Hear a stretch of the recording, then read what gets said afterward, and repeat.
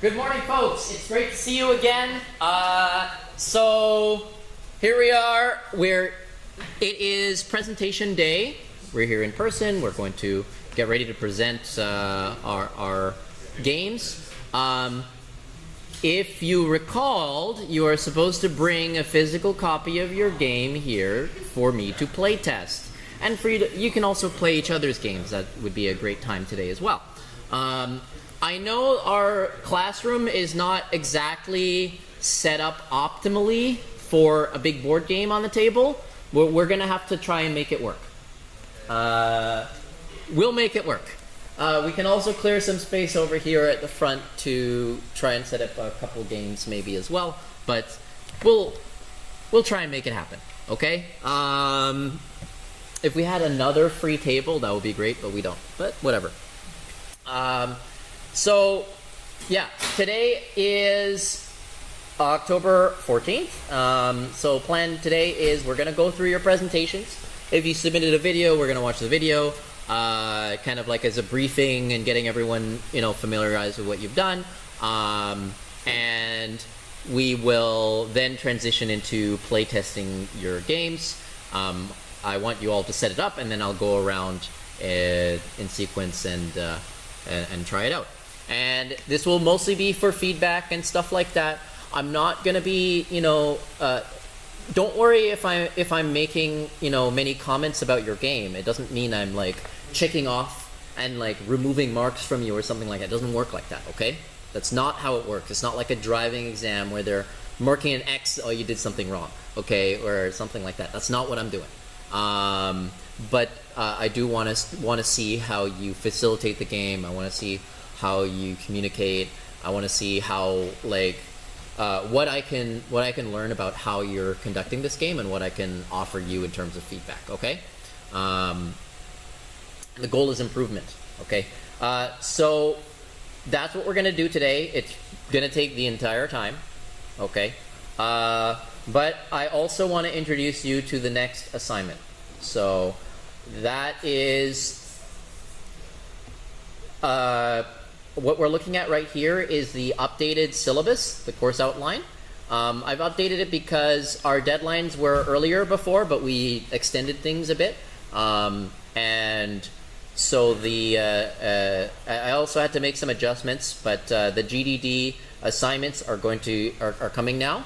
And those will be in your project management groups or in a separate group that you just make on your own. Actually, I'm not going to require that it has to be your project management groups. Makes a lot of sense if it is the same group as you have in project management, but not everyone is taking project management as well. So yeah, we'll do the brief for that. That will be due soon after the break. Okay? And this date will not change. It's do or die, present at that time. That's it. Whatever you have. If you have nothing, you wing it. But the show must go on. That's why you have team members. If you have 7 people, at least one person has to be able to make it on that day. Okay? Anyway, that's going to be the day. All right? Mark it on your calendars. November 11th. We are going to have our presentations for this next assignment that I'm showing you.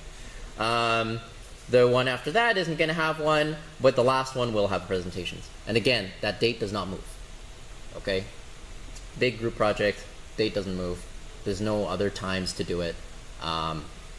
So if there's some reason where you feel it needs to move, then you need to email me ahead of time and I can try and work something out. But I might still have to say no.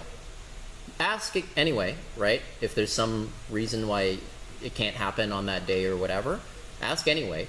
But it's going to have to be done on a case-by-case basis, and it's not guaranteed I'll be able to find another date for you, especially if you ask really late. If you ask early, we might be able to find some alternative for you. But if you ask late, no chance, okay? Yeah. You need to ask early if you want alternative arrangements for anything. Okay, but yeah, we're rapidly approaching the midpoint of the semester. We're here basically at the midpoint. Next week we'll have a mid-semester break, so that just means you're not going to come to class. It doesn't mean you're not going to have any homework. You'll have homework. It just means you don't have to come to class. Okay? All right. Any questions about the project that you're going to be presenting or anything like that? No? Okay. So we'll watch the videos, right? I will give it the appropriate amount of time. If your video is over time, I will not play longer than is provided. And I will just cut it off wherever it ends off if you're over time. Okay?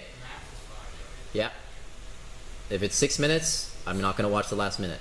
Or I might jump around so that I get 5 minutes overall, but I'm not going to spend more than 5 minutes on your video. Okay? So you're going to get graded on whatever is there in that 5 minutes that I do see. It's up to you. Random chance. What happens? Okay?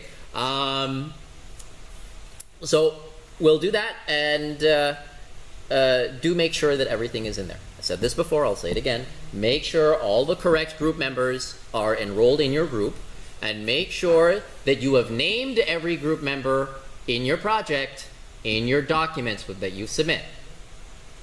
Okay? Make sure of that. Double, triple check that. Don't even just ask someone else in your team, hey, did you check it? Yeah. Don't even do that, because they might say yes, and they didn't really check it. Okay? So make sure you have 2 people actually checking it. Okay?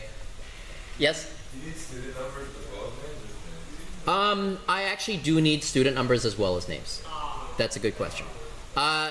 So technically speaking, some people have unique names, and it's okay technically, and I won't have a problem with it. But technically speaking, there are sometimes a lot of people that have the same name. Sometimes even the first and last name is the same. So the policy is always include your name and student number, right? Because your student number is actually unique. Some people literally have the same first and last name. Sometimes people in the document only list their last name, or they only list their first name, and there's multiple people, not just in this class, but in other classes too. You can't just look at the people who are in this class. You have to also consider there's other people that you don't know that might have your name. Okay, so make sure your student number is in there. All right, if not, you can make an update, just a little update. Even if the update is just a little comment, sure, I'll take that. Fine, but make sure it's there.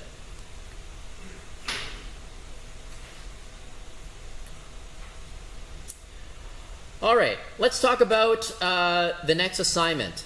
So we'll stall a little bit, make sure you're getting ready. What I'll also do is I want to get volunteers for our presentation order.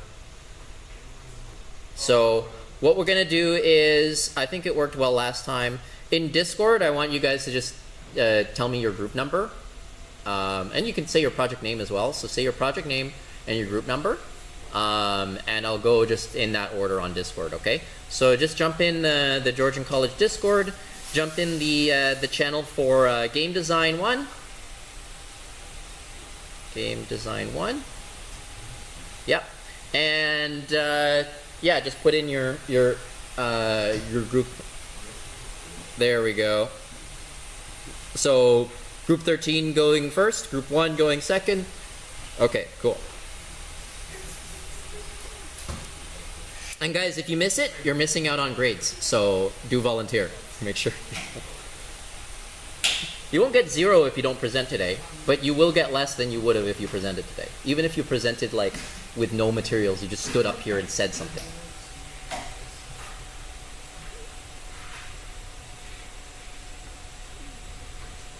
You're gonna get rewarded for interacting, regardless of how it goes.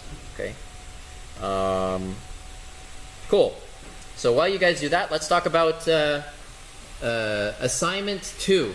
Technically, the part 1 and part 2 there were projects.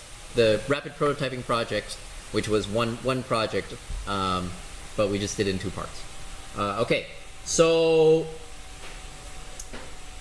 this is the GDD assignment you've been seeing on the course outline, if you looked at the course outline. So in this assignment, you draft a GDD. How many of you guys have a GDD? Yes. So you might be asking, can I use my existing GDD? Yes. You are being asked to just work on it, and if you already have a group in project management, then good for you. You are being told specifically that you can reuse your materials, your presentation materials, your GDD materials, all of that stuff.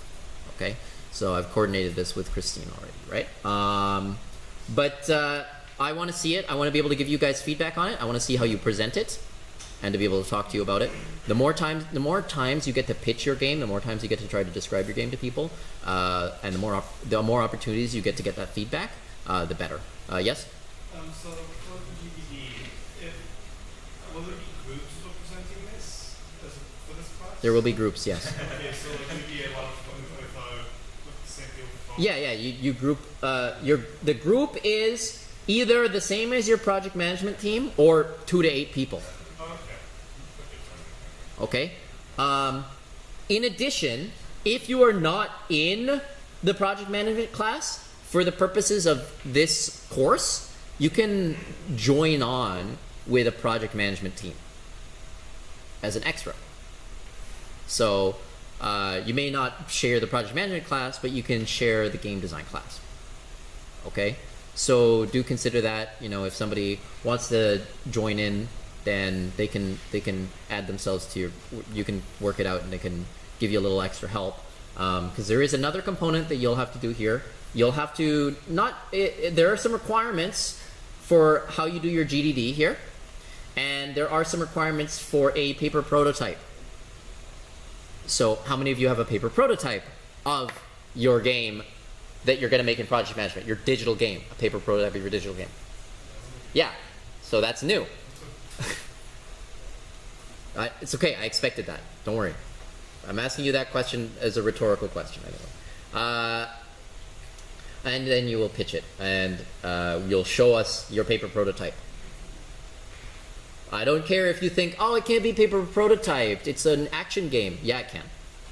We've talked about it. We've shown it. We've shown that you can do that. We've looked at examples.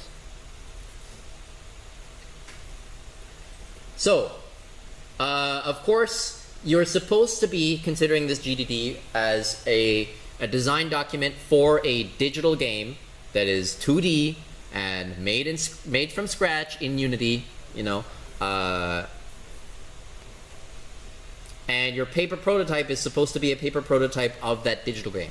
It's not supposed to be a game that is released on its own on paper. It's supposed to be testing out your digital game's mechanics so that you don't waste too much time trying to code it and debug it, right? So you figure out decent design on paper while you're still trying to figure out how you should design it, mechanically and systems-wise, as an engineer.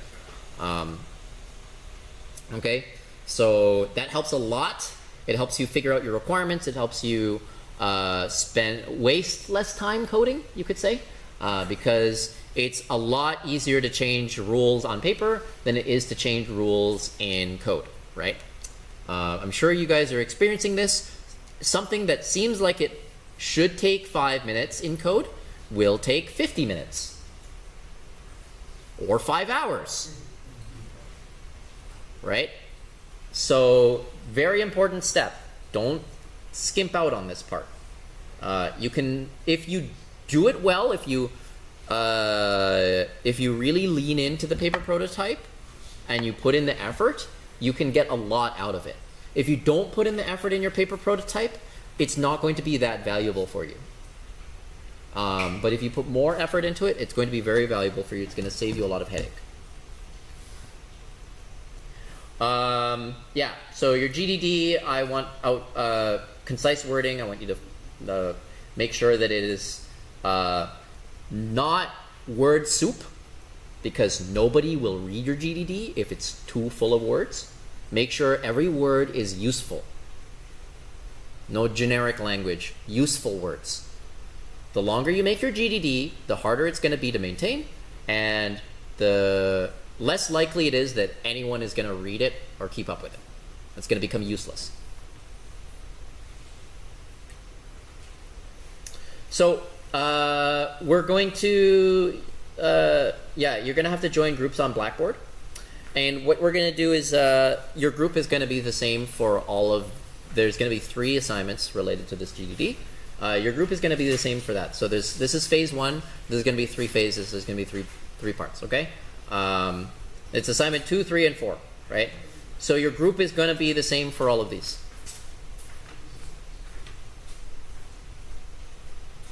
Hopefully, but yeah. Each one is worth 20%.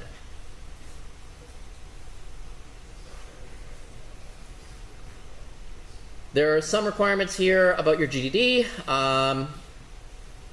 Okay, if you want to change from these requirements, just talk to me. Just email me. Just let me know. We'll talk about it. Okay.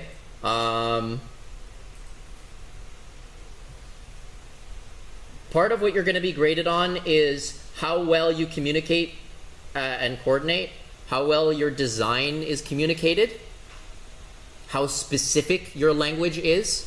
If you give me a general amazing idea for a grand RPG with all of these mechanics and stuff like that, but I know you can't make that, it's worthless. Okay? I need you to be making something that is truly on scope, or that you believe is on scope.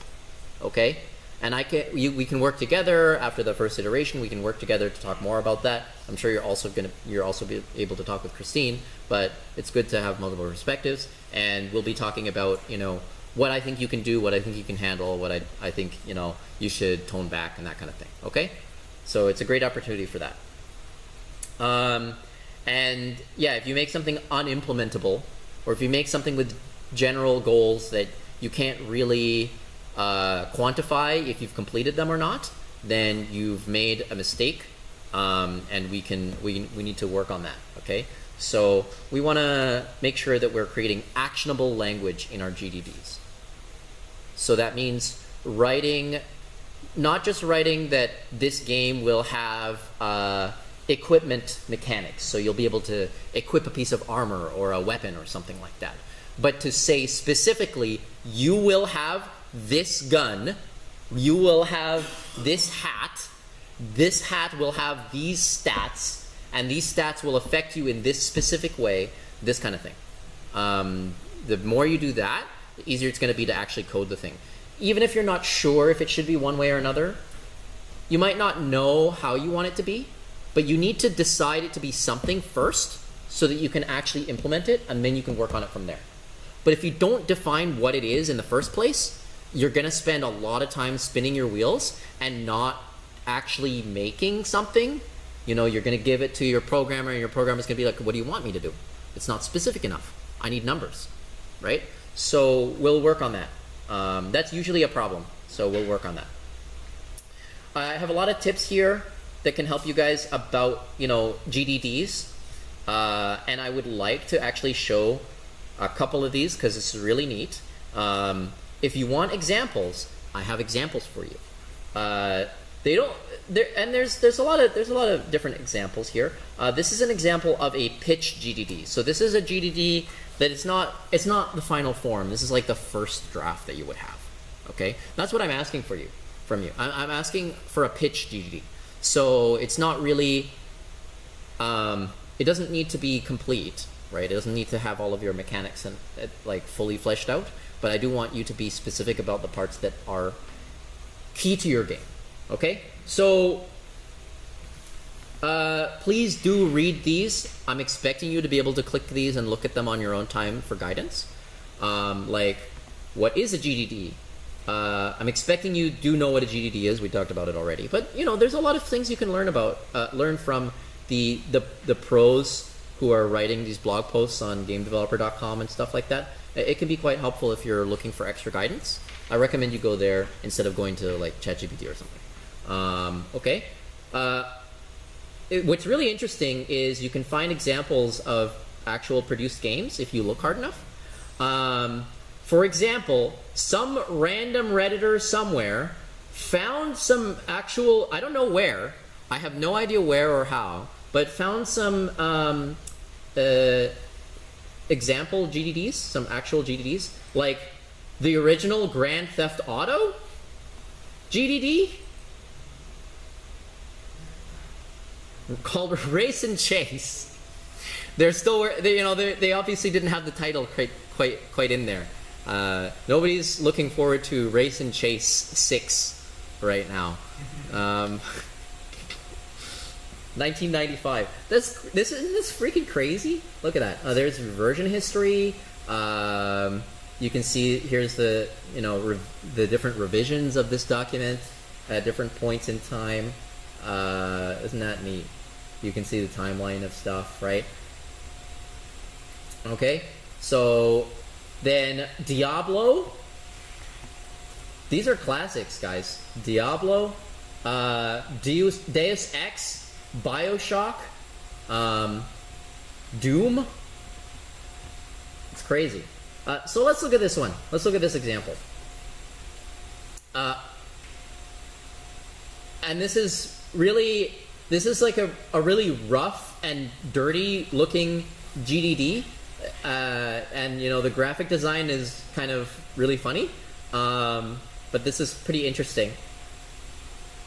I thought I would like to read some of this for you guys because it's pretty cool. So what this studio, for context, they're very familiar. Irrational Games. They were quite familiar with an immersive sim type of game. So very much into the role-playing single-player game experience. Very much into interactivity between a lot of different game systems, so that your player would feel like they're part of the world, where these different objects in the world were connected to each other. That you would feel that what you would expect will happen. You take something from somebody and they don't have that thing anymore. Not every game has basic features like that, but they can surprise you. Okay. Anyway, so these guys are really great at storytelling specifically. They're really good at storytelling, and you can see it's reflected in their style of GDD. Not every GDD is written the same way. You'll see like this GDD is vastly different from this GDD, which has all this grungy patterns and stuff on it as well, right? Very different styling. Anyway, it starts with, "Things grow inside you. We're part of you now, you think you hear them say.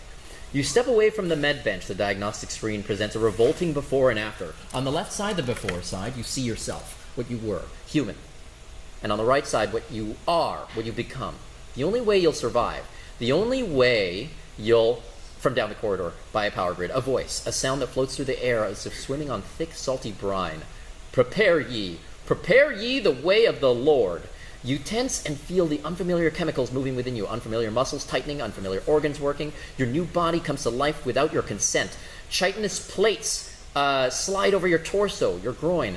Bulbous stalks breach your forehead like knitting needles, releasing a salty green liquid that stings what were once your eyes. Okay, so this is a game, BioShock, that's about modifying your genetics, modifying your body. So this is very much into exploring a few things, a few interesting themes. And if you have heard of this game, anyone actually heard of the game BioShock that came out of this? Yes? BioShock? Yeah? It's a really cool game. If you played it, you'll find if you played it and you read this GDD, it's quite different. It's very different. This thing is talking about you turning into a crab. This is what they thought it was going to be at this point in the GDD. They thought you would turn into a crab, or something like that. It's not what happens in the game, in the actual release game.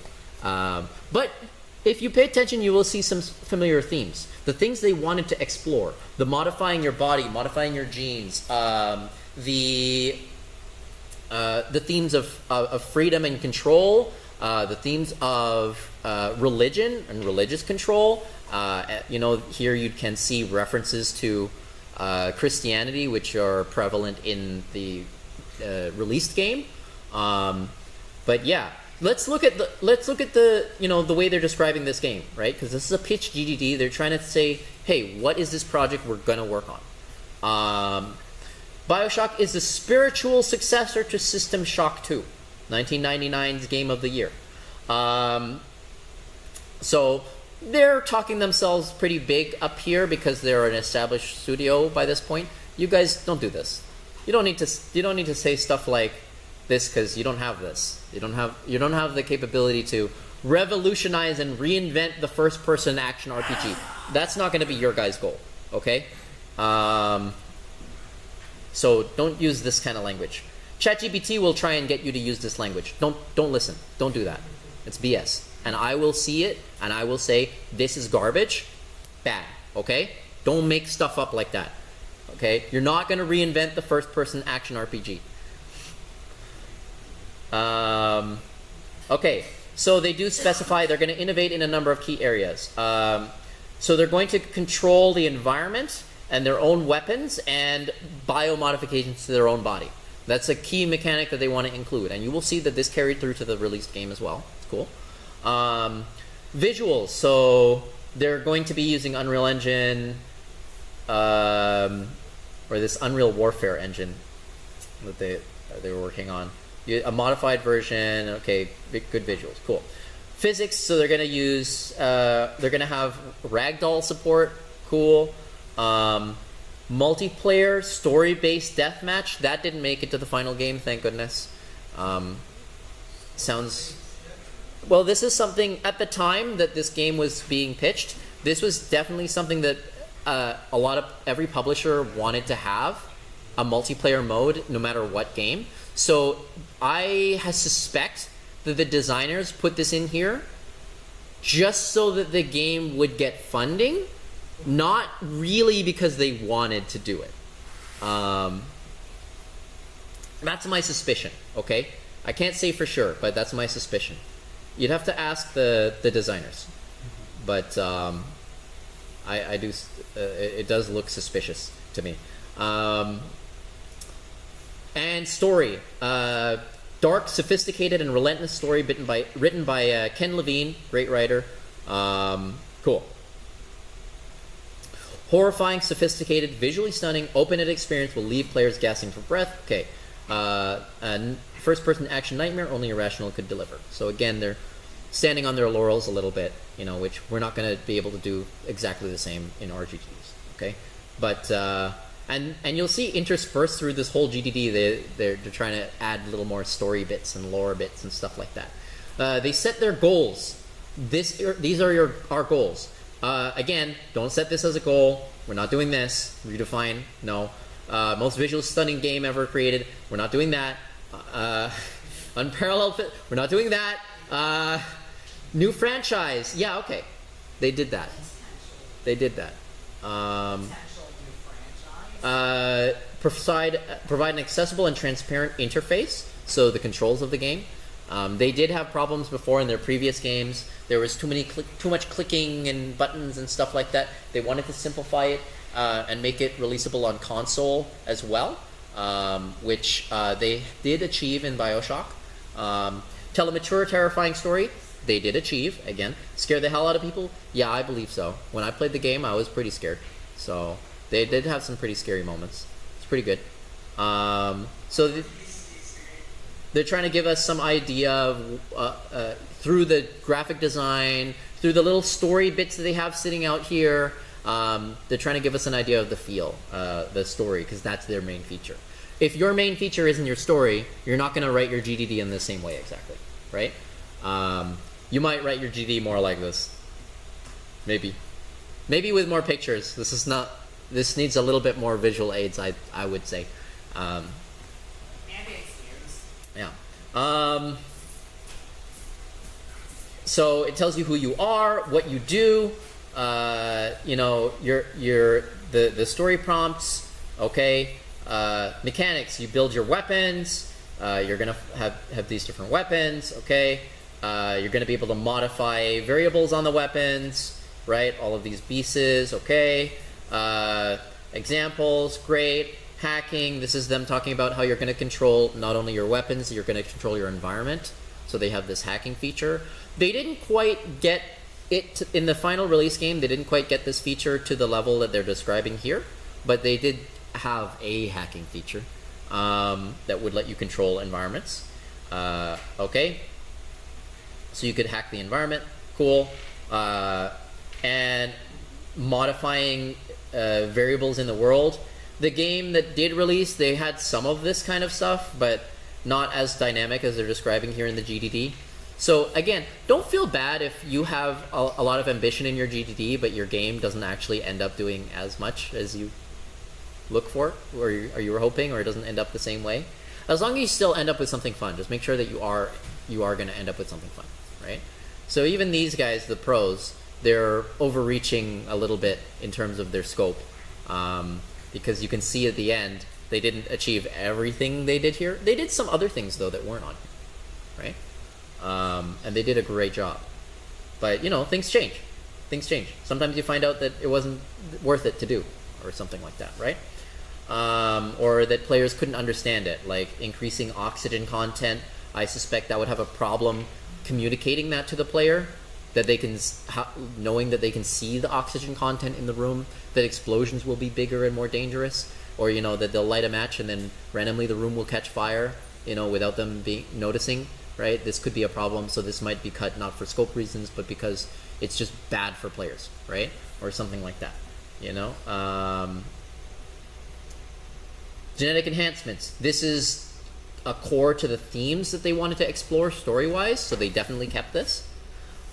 Story-wise, the idea of people kind of violating the sanctity of the human body and modifying it like it's a machine was a big theme for them. They wanted to include this. It's part of the title of it being Bioshock. So you would be able to splice in genes from different animals into your body. Yeah, that was their idea. You find genetic sequences, and this is a real thing that, you know, that we were exploring at the time as well, and we still are, right? This idea of a plasmid, you know, these ideas of these specific genetic sequences, and you can mix and match them and stick them in other creatures and plants and stuff. So pretty cool. This is a fun part. I'm going to stop here because this is fun. Per request, the rest of this document features a deeper discussion of the game mechanics. Most art in this section was created by game designer Ken Levine, who is not an artist. This was done specifically to avoid getting caught up in issues of aesthetics for the design analysis, because they had amazing artists. But what they didn't want to do is have amazing artists draw amazing art and then distract us from the game design. Like, just because we see the beautiful art, we feel that it's beautiful, we feel that this is a good mechanic. That is a bias that will happen. So they had the game designer do the art, specifically because they want people to look at the mechanics, not the art, right? Proceed at your own risk. Take no responsibility for injuries, mental or physical, that may occur due to viewing of these illustrations. Okay, we'll see. The graphic design is already tacky enough, right? How worse can it get? It's good. It's good. It's an old style, you can say.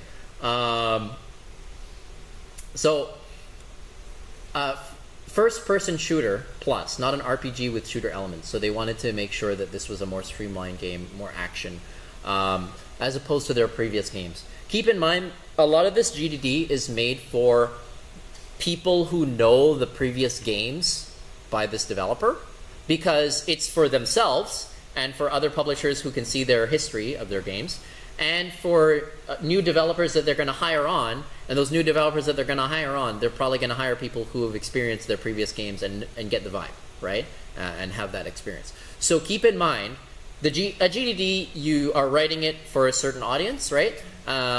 This audience is veterans of the game already, people who are already working in the studio, because they need to communicate it with the people who are already in the studio, who have experience working on their previous game. So they will make a lot of references to their previous games.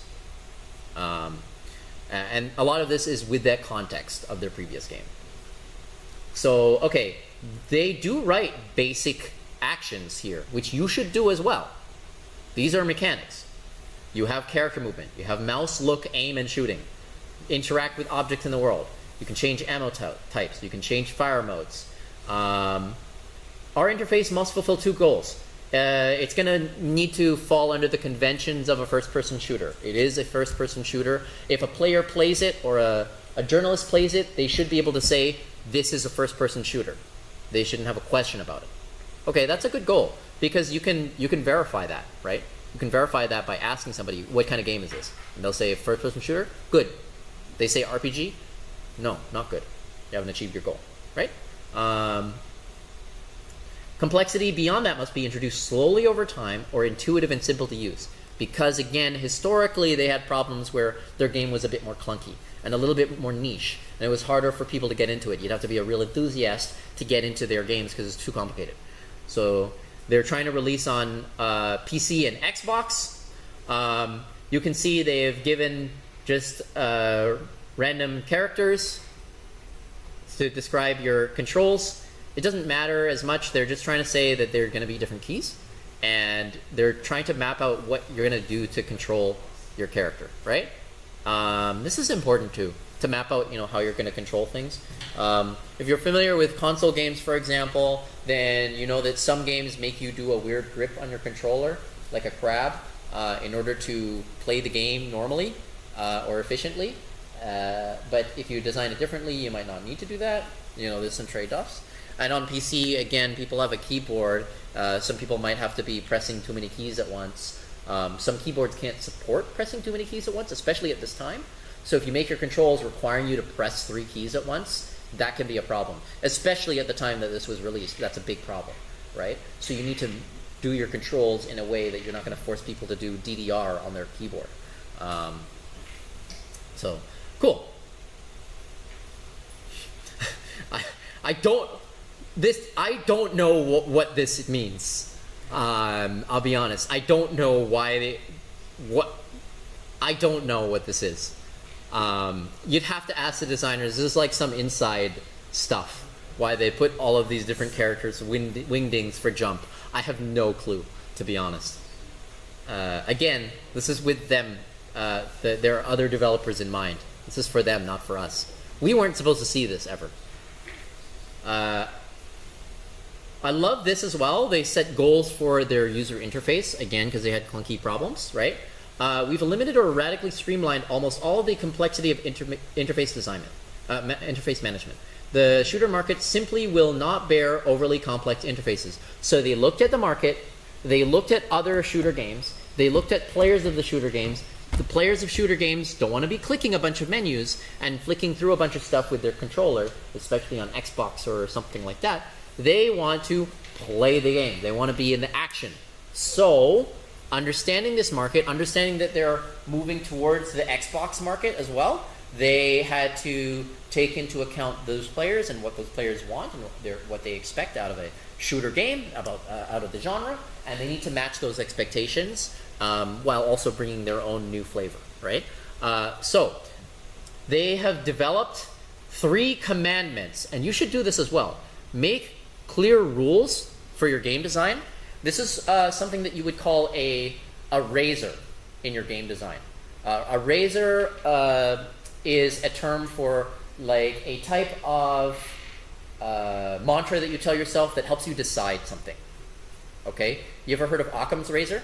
Anyone heard of Occam's razor? Okay. It's kind of like the simplest answer is usually the answer. You don't overcomplicate the answer, okay? So if there's a simple answer, a simple explanation for something, it's probably that. There's other types of razors you may have in your life, rules that you live by. That, let's say, if you're going thrift shopping, if you don't love the thing, you don't buy it. You have to love it, okay?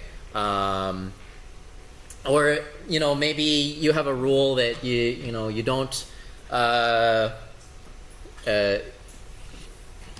play a game until it's released. You don't buy pre-release games or something like that. That's your own rule you live by.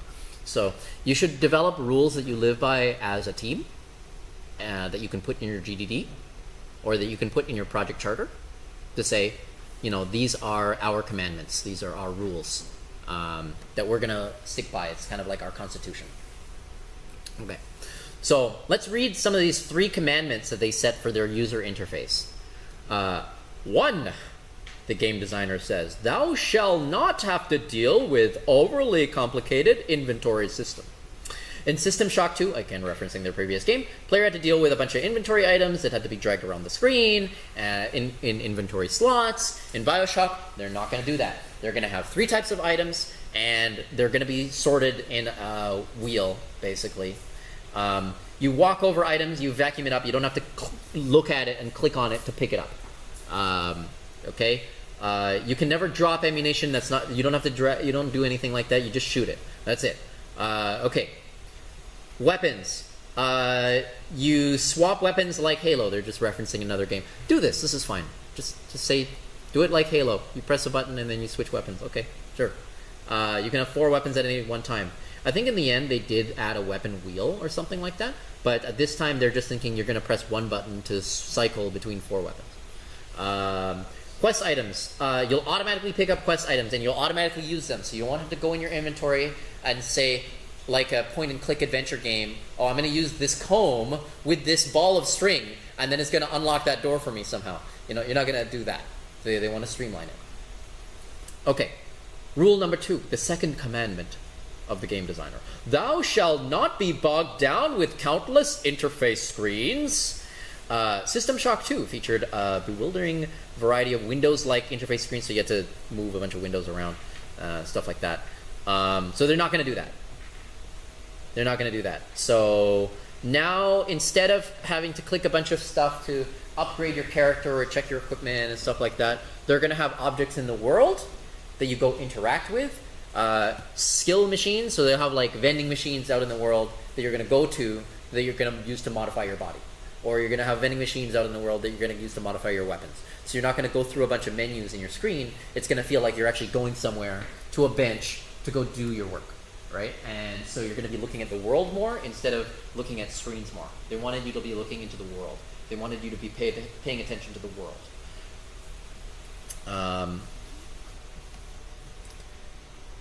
Here's the art by the game designer. Very beautiful. So this is a temperature control device. Okay. And you're supposed to be able to modify the temperature and stuff like that. Oh no. Oh gosh. Here is your gene splicing user interface to modify your body with genetics from different creatures. So genotype upgrade machines. So you're going to go to a machine, and then this is going to pop up when you interact with the machine. These are used consistently. So they didn't specify a key, but they are using wingdings, these wingdings, to make sure that it's like the same symbol. It is the same keybind. So they are doing that. So yeah, because they didn't figure out what the keys were exactly, but they do know you're going to use some of them. Anyway, yeah, it looks really bad, but again, they wanted to distract us, not to distract us, right? Because they could have had a great artist make some beautiful art for this, but then we would feel that it looks good, so we would feel that it is good, and we would not want to make that artist's beautiful work go to waste, oftentimes, or the artist would feel bad about throwing away their work sometimes, right? So we don't want that either, because then what you're going to do is you're gonna spend all this time making this beautiful art, and then you're not going to want to get rid of it, even if you should get rid of it, because your game design should change, right? So a lot of good reasons to not use your artist for this. Okay, commandment number 3. Thou shalt be led slowly unto the valley of gameplay depth, says the game designer. They previously made a huge mistake where they would info dump right at the beginning. They don't want to do this now. They want to show you mechanics step by step. And they did this quite well. If you do play the beginning of the game of the Bioshock, you will find that they give you new mechanics step by step. They don't give you all the mechanics at the beginning. You start without a weapon, then they give you a wrench, then they give you magic powers. Slowly, they introduce things one at a time. Sometimes they introduce a story element, and sometimes they introduce like a mechanic, but they don't do both at the same time. They give you a chance each time to process the new pieces of information. They did a great job at that. Okay? So you're going to learn everything in order. First, you're going to learn to move. Then you're going to learn to shoot.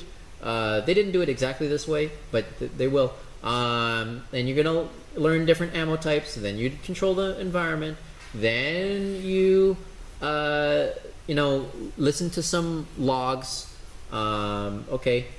Then so on, right? And they're saying what kind of things the players will say, over time as they play the game. And this is what you want to do as well. You want to think about how your players are going to actually proceed through this knowing nothing to knowing something about your game. Okay, cool. Then they go on talking about the different types of bad guys. Still a lot of detail, right? Still a lot of detail. This is 17 pages. Right? Story bits. What's gonna happen. Oh no, they talk about the multiplayer. Yeah. They did do their work on trying to figure out how to make this work. They tried, or they tried to figure it out because it was gonna be a requirement. But yeah. Well, let's not go through that. Okay, cool. So, any questions now about what you're expected to have for your pitch GDD? Hopefully not, right? I hope that was fun to look at as well, the example. I found it quite enjoyable to see these crazy things. Yes? Similar to the one we just saw, it says 5 to 20. 5 to 20. Pretty big range. If you give me 5 and it's not very good, then whatever, but you can give me 5. You can do it. It doesn't mean you're like guaranteed to get 100 if you give me 5 pages because it meets the requirement. No. If you give me 5 really good pages, it could be good. If you give me 20 bad pages, it could be worse than if you gave me 10 good pages.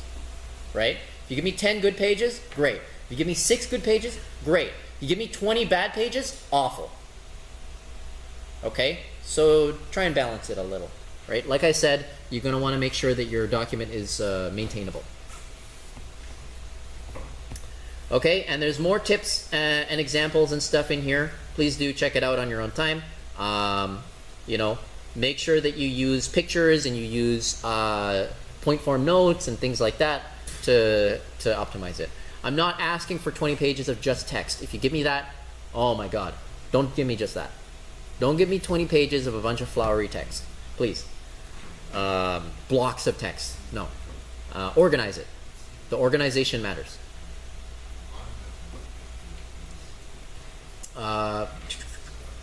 You don't need to own the images that you include. You can straight up take screenshots of other games and circle bits and say, or crop bits and say, okay, we're gonna have this, we're gonna have that. You can Photoshop together a user interface of a bunch of different pieces of games or something like that. I don't care. You don't need to own the licenses to anything. Copyright isn't gonna come into play because this is a GDD that's supposed to be internal documentation, right? So that's fine. I actually don't require you to cite images and stuff like that. I'm gonna assume it's unoriginal.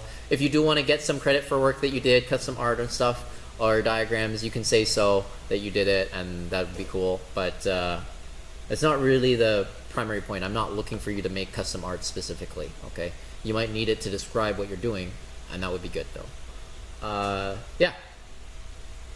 Follow that idea. The pictures don't need to look good. They need to get ideas across. If it's a picture of concept art of what your final game should look like, then have that look good. But if it's like interface or something like that, do what the Ken Levine did.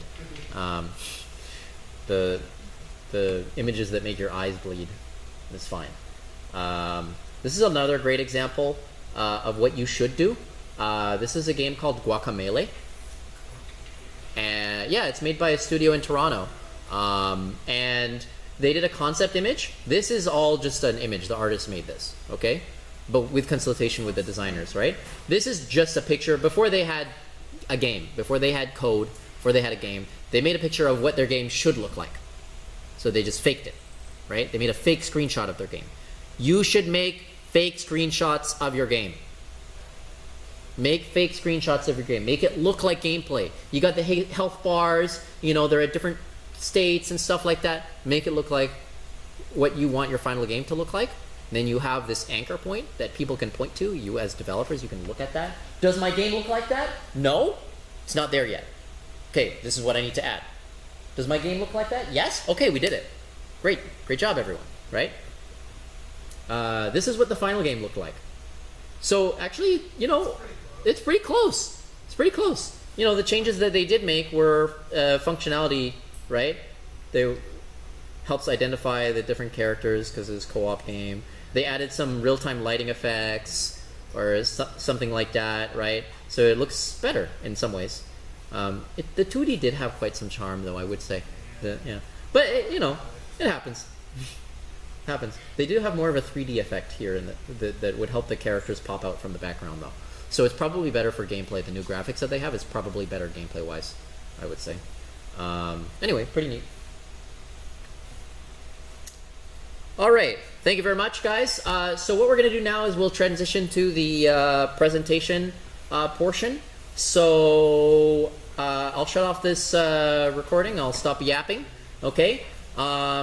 We can take like a 5-7 minute break or whatever, and then we'll start with our first team, which is Group 13. Okay. All right. Thanks, guys.